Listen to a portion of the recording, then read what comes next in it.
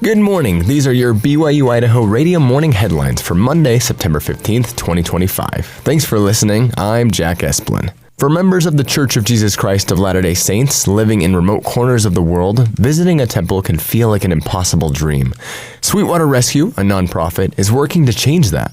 Through donated funds, volunteer coordination, and deep faith, this organization is helping isolated Latter-day Saints overcome financial and geographical barriers to make the sacred journey to the temple a reality. Karen Harrop and Richard Leduc were involved in founding the organization while working on other charity efforts with friends and neighbors in Peru.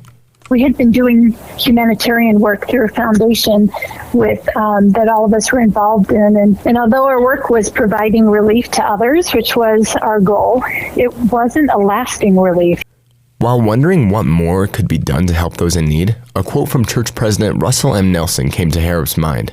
"Nothing will help you more to hold fast to the iron rod than worshiping in the temple as regularly as your circumstances permit." That inspiration led to the group's first temple trip, helping 118 people travel from Puno, Peru to the Arequipa, Peru temple, about 7 hours bus ride. Was such an incredible feeling, the opposite of the feeling that we had just had just a couple years earlier when we were in the same country doing service. It was a very, very, very different feeling as people were able to go to the temple for the first time. The nonprofit is named after the group of Latter-day Saint pioneers who rescued the Martin and Willie Handcart companies as they struggled to cross the plains to Utah. We love the idea of that. Our brothers and sisters are out, they're on the plains, and we're trying to bring them in to the temple.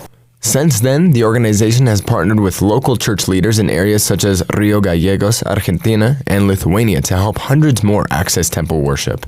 We love the idea of that. Our brothers and sisters are out, they're on the plains, and we're trying to bring them in to the temple. The group is planning 2 more international temple trips for 2026. To donate or learn more, visit Sweetwater Rescue's website, sweetwaterrescue.org. You can hear more of Harrop and Leduc's story by listening to the full interview on BYU-Idaho Radio's podcast, available on Spotify, YouTube, or wherever you get your podcasts. Idaho State University is hosting a business pitch competition for high school students this fall, and the grand prize might be worth considering. According to Local News 8, the competition will feature young students' business ideas and give them an opportunity to win a $4,500 scholarship, along with being able to develop public speaking and entrepreneurial skills. Thanks to the funds of the Reed E. Ostermeyer Entrepreneurship Endowment and PitchVantage groups, there will also be additional scholarships given to other competitors. Anyone wishing to compete can register for the event by September 26th.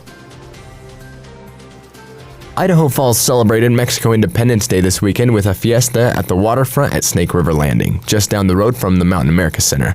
According to Local News 8, people from Mexico and South American countries gathered to enjoy food trucks, live music, and a car show. Several vendors were also present, providing several items such as jewelry, drinks, and custom piñatas. Tomorrow is Mexico Independence Day, which celebrates the call from Father Hidalgo, a Mexican leader and priest, to have Mexico freed from Spain in 1810.